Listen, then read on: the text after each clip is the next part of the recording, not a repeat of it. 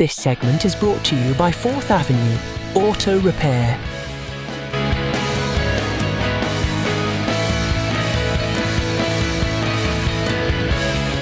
الحمدللہ 8 فروری کا مرحلہ طے ہو چکا اور اس انتخاب سے پہلے جو خدشات مختلف قسم کے پائے جاتے تھے کہ یہ انتخابات اس لیے نہیں ہو سکتے کہ دہشت گردی ہے اور وہ خاص طور پر کے پی اور بلوچستان میں ہر روز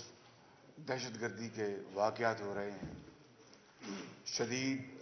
سرد موسم ہے اور فارمر فاٹا جو کہ مرج ہو گیا ہے پاکستان کے ساتھ، وہاں پر پہلی مرتبہ الیکشن ہو رہے ہیں جب سے مرجر ہوا ہے، تو وہاں پر شدید سردی ہے اور اس طرح کے بے شمار خدشات کا اظہار کیا جاتا تھا. لیکن ہم سب اللہ تعالیٰ کے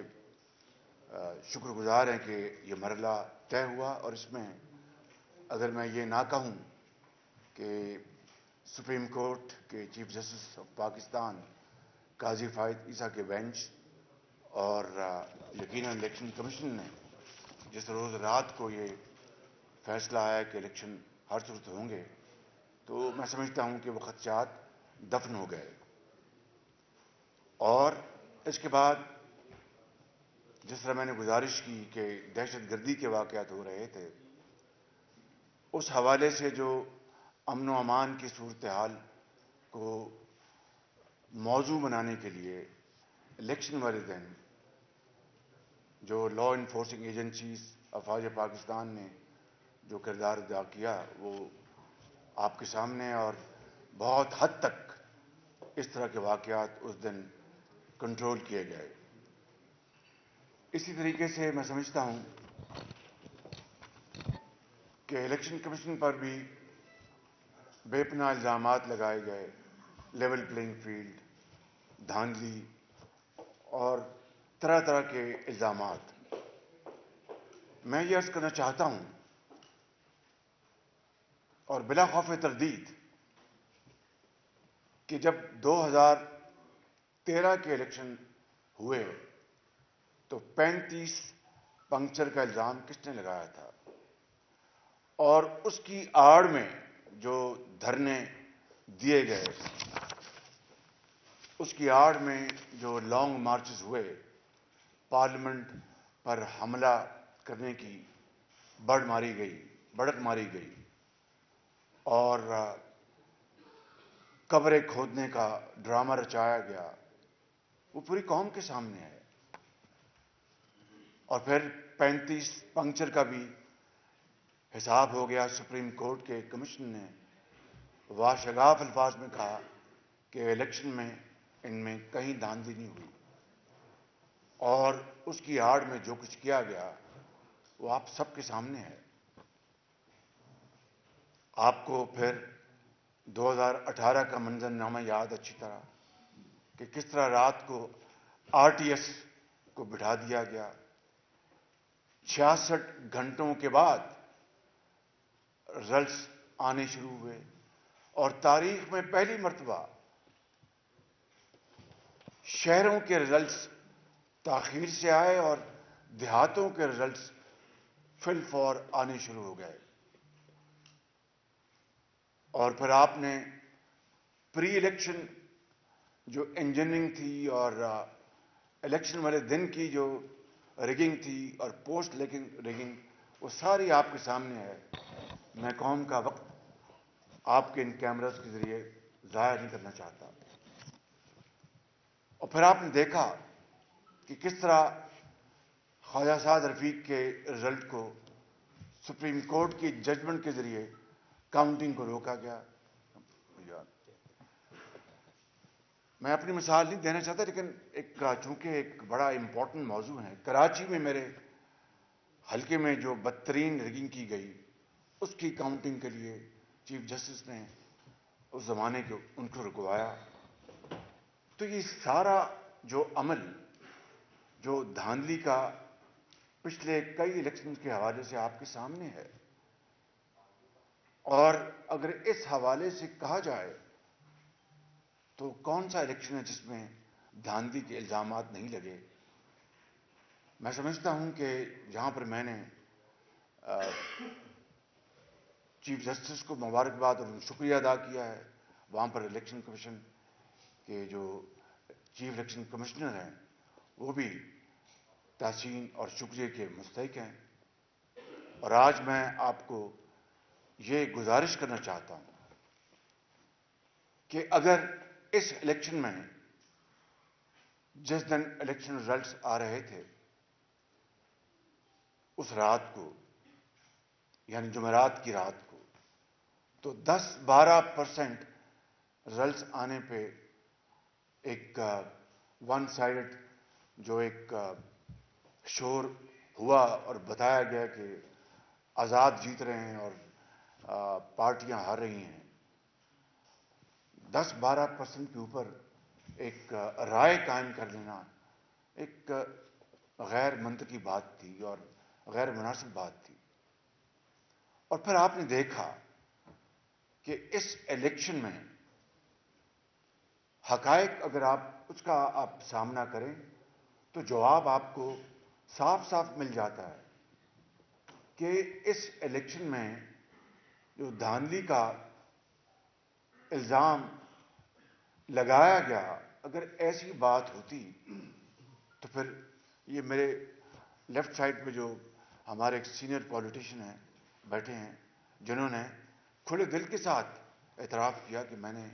اپنی شکست کو مانتا ہوں، یہ کس طرح ہار گئے. اور ہمارے میں گجرانوالہ میں، شیخو پورہ میں، ادھر ایبٹ آباد میں، جی فیصل آباد میں رانا ثناء اللہ، یہ ہمارے بڑے سینئر پولیٹیشینز ہیں پی ایم ایل این کے، یہ کس طرح ہار گئے. ایک طرف دھاندلی کا الزام لگایا جاتا ہے اور آزاد جیت رہے ہیں اور ہمارے کینڈیڈیٹس کو ہرا رہے ہیں. یہ کتنی بذات خود ایک کانٹرڈکٹری بات ہے، متضاد بات ہے کہ دھاندلی کا الزام لگایا جا رہا ہے اور ہمارے کینڈیڈیٹس سینئر پولیٹیشینز ہار رہے ہیں. ایبٹ آباد میں مرتضیٰ جاوید عباسی وہ ہارے ہیں، آزاد جیت رہے ہیں اور دھاندلی کا الزام لگایا جا رہا ہے. میں سمجھتا ہوں کہ اور پھر یہ بات کہ جناب کورٹس میں جو کاؤنٹنگ کیا ان کی درخواستوں کو مسترد کیا گیا تو وہ خالی ہمارے مخالفین کی درخواستوں کو مسترد نہیں کیا گیا، ہمارے کینڈیڈیٹس کی بھی درخواستوں کو مسترد کیا گیا ہے، وہ کورٹس میں گئے ہیں. تو مہربانی کر کے خدارا الیکشن ہو گئے اور یہ ثابت ہو گیا الیکشن میں کہ جو پولیٹیکل پارٹیز میں سب سے بڑی party P M L N ہے، آزاد امیدوار ان کو آپ گنتے ہیں تو یقیناً ان کا نمبر زیادہ ہے. آپ حقائق سے نظر نہیں چرا سکتے بالکل، لیکن پولیٹیکل پارٹیز میں P M L N number 1 ہے، اس کے بعد پیپلز پارٹی ہے اور درجہ بدرجہ دوسری پارٹیز ہیں. اور رزلٹس اب تقریباً سب سامنے آ چکے اور اب میں سمجھتا ہوں کہ اگلا مرحلہ اب شروع ہوا چاہتا ہے. تو میں یہاں پر بلا خوف تردید کہنا چاہتا ہوں کہ پارلیمان میں اب یہ سارا عمل وہاں پر مارج وجود میں آئے گا. اور اگر آزاد ممبران وہ اپنے آپ کو پی ٹی آئی اسپانسرڈ کہیں یا naan P T I sponsored کہیں، اگر وہ حکومت بنا سکتے تو بڑے شوق سے بنائیں. پریزیڈنٹ نے ان کو دعوت نہیں دینی کیونکہ اب آئین کا منشا اور تقاضا یہ ہے کہ ہاؤس خود جو جس کی بھی تعداد زیادہ ہے وہ اپنے کینڈیڈیٹ کو وہ فیلڈ کرتے ہیں، ایک پروسیس ہے، اسپیکر کے پاس باقاعدہ وہ جمع ہوتے ہیں اور پھر اس پر ووٹنگ ہوتی ہے. لہذا اگر آزاد ممبر جو اپنے آپ کو پی ٹی آئی اسپانسرڈ کہتے ہیں بڑے شوق سے حکومت بنائیں، ہم اگر وہ میجورٹی دکھا دیں گے ہم بڑے شوق سے ہم بیٹھیں گے اپوزیشن بینچز پہ اور اپنا جو ایک آئینی کردار وہ ہم ادا کریں گے انشاءاللہ. اور اگر وہ حکومت نہیں بنا سکتے تو تو یقیناً پر ہاؤس کے اندر جو دوسری پولیٹیکل پارٹیز ہیں وہ باہمی مشاورت سے وہ اپنا فیصلہ کریں گے اور اپنا کینڈیڈیٹ فیل کریں گے. یہ ہے آئینی جمہوری طریقہ. اس کے علاوہ اور کوئی دوسرا طریقہ نہیں ہے. تو میں سمجھتا ہوں کہ ہمیں اب اسی راستے کو اپنا کر آگے بڑھنا ہوگا اور ہمیں اس حوالے سے یکسو ہو کر یکسوئی کے ساتھ ہمیں یہ مرحلہ جو آنے والا ہے اگلے چند ہفتوں میں اس کو ہمیں طے کرنا ہے. میں یہاں پر یہ بات ضرور کہنا چاہتا ہوں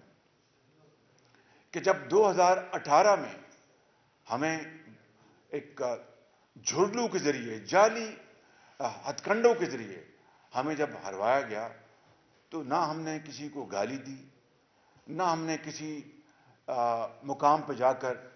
گھراؤ جھلاؤ کیا, نہ ہم نے کوئی گملہ توڑا, نہ ہم نے کوئی لانگ مارچز کیے. ہم نے یقیناً پارلیمنٹ میں جا کے کالی پٹیاں باندھ کر جو ہمارا حق تھا ہم نے اس کے اوپر احتجاج کیا اور ہم نے اوتھ اٹھایا وہاں پہ. کون نہیں جانتا کہ وہ تاریخ کا سب سے بدترین بددیانتی سے خیانت سے اس الیکشن کو چرایا گیا تھا. ہم نے تو یہ نہیں کہا کہ ہم خدا نخواستہ پارلیمنٹ کو آگ لگائیں گے. ہم نے تو یہ نہیں کہا تھا کہ ہم سول ڈس اوبیڈینس کا ہم قوم کو پیغام دیں گے. ہم نے تو نہیں کہا تھا کہ ہم جا کے اپنا ڈی چوک میں دھرنے دیں گے اور لوگ میلے کچیلے کپڑے لٹکائیں گے. ہم نے تو نہیں کہا تھا کہ ہم ایک جعلی ڈرامہ رچائیں گے اور قبریں کھودیں گے اور کفن لے آئیں گے.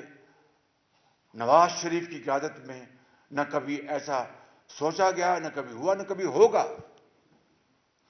اور آج اور ہم نے پھر 4 سال دل جمی کے ساتھ اس قوم کی خدمت کی بطور اپوزیشن, اور اس متحدہ اپوزیشن میں پی ایم ایل کے علاوہ پیپلز پارٹی تھی, جے یو آئی تھی اور درجہ بدرجہ دوسری پارٹیز تھیں. ہم نے فیٹف کا بل ہم نے منظور کروایا اللہ تعالیٰ کے فضل و کرم سے.